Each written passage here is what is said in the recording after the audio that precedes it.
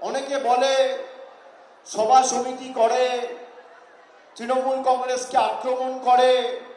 অনেক সংবাদ মাধ্যম বলে তৃণমূল কংগ্রেসের সভায় ভিড় হবে কি হবে না।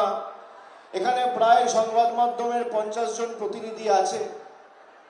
কেউ যদি চায় আজকে স্টেজে এসে আমার ছবি তুলতে হবে না, সাধারণ মানুষের ছবি তুলে দেখান, মানুষের সমর্থন কার সাথে। আমি স্বাগত জানাচ্ছি। যদি কেউ স্টেজে আসতে চায়, প্রশাসনের আধিকারিক যারা আছেন বা দলের স্বেচ্ছাসেবক যারা আছেন, তাদেরকে অনুরোধ করব, জায়গা করে দিন, ব্যবস্থা করে দিন। যে কোনো অ্যাঙ্গেল থেকে ছবি তুলুন। জনগর্জন কাকে বলে, মানুষ আজকে কাটোয়ার মাটিতে বর্তমান প্রমাণিত করেছে। আমি মাথা নত করতে রাজি আছি, মানুষের সামনে করব। আপনারা এই গরমের তীব্র তাপদাহকে উপেক্ষা করে যেভাবে আজকে উপস্থিত হয়েছেন এবং যাদের সমর্থনে আজকে সভা, মমতা বন্দ্যোপাধ্যায়ের 2 আশীর্বাদ ধন্য প্রার্থী বর্ধমান পূর্ব থেকে লড়াই করছেন ডক্টর শর্মিলা সরকার, আর বর্ধমান দুর্গাপুর লোকসভা কেন্দ্র থেকে লড়াই করছেন কীর্তি আজাদ। এই দুজনকে সমর্থন জানাতে যেভাবে মানুষ আজকে এসছে, খালি মাঠে যারা আছে তারা যদি আগামী 13ই মে ভোটাধিকার প্রয়োগ করে, ভারতীয় জনতা পার্টিকে খুঁজে পাওয়া যাবে না, চোখে দেখা যাবে না, দোকানটা হয়ে যাবে। আমি ভেবে কথা বলি, কিন্তু কথা দিয়ে কথা রাখি।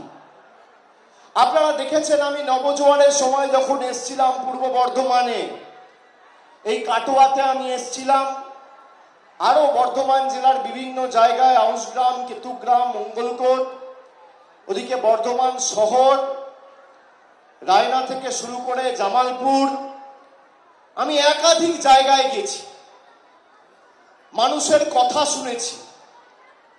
আমরা কথা দিয়েছিলাম যে এই নির্বাচনে আপনারা কোন রাজনৈতিক দলকে ভোট দেবেন কি দেবেন না, কাকে ভোট দেবেন সেই সিদ্ধান্ত আপনার, কিন্তু নিজের অধিকারকে সামনে রেখে ভোট দিন। মানুষ আমাকে জিজ্ঞেস করেছিল 100 দিনের কাজের ব্যাপারে। আমি বলেছিলাম আপনারা পঞ্চায়েতে 100 দিনের কাজকে সামনে রেখে ভোট দিন। আমরা দিল্লিতে মানুষকে সংগঠিত করে এই লড়াই যাতে দিল্লিতে সর্বাত্মকভাবে আমরা আয়োজন করতে পারি এবং দিল্লির বুকে বৃহত্তর আন্দোলন সংগঠিত করতে পারি, আমরা ব্যবস্থা করব। পঞ্চায়েত নির্বাচনের পরে আমরা দিল্লিতে গেছি গরিব মানুষের ন্যায্য দাবিতে। প্রায় 59 লক্ষ লোকের যোগ্য প্রাপ্য পারিশ্রমিক 2 বছর ধরে নরেন্দ্র মোদীর কেন্দ্রের সরকার আটকে রেখে দিয়েছিল। আমরা বলেছিলাম যে এই টাকা আপনাকে ছাড়তে হবে।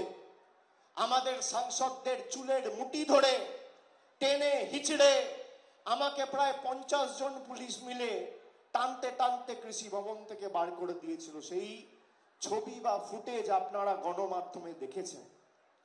আমরা বলেছিলাম যে হয় আন্দোলন করে আপনাদের টাকা আনবো, নইলে এই টাকার বিকল্প ব্যবস্থা করব। গত ফেব্রুয়ারি মাসে মমতা বন্দ্যোপাধ্যায়ের সরকার এই 59 লক্ষ শ্রমিককে তাদের বকেয়া পাওনা ডাইরেক্ট ব্যাংক ট্রান্সফারের মাধ্যমে তাদের অ্যাকাউন্টে পৌঁছে দিয়েছে। অস্বীকার করতে পারবেন না, এটাই দিদির গ্যারেন্টি।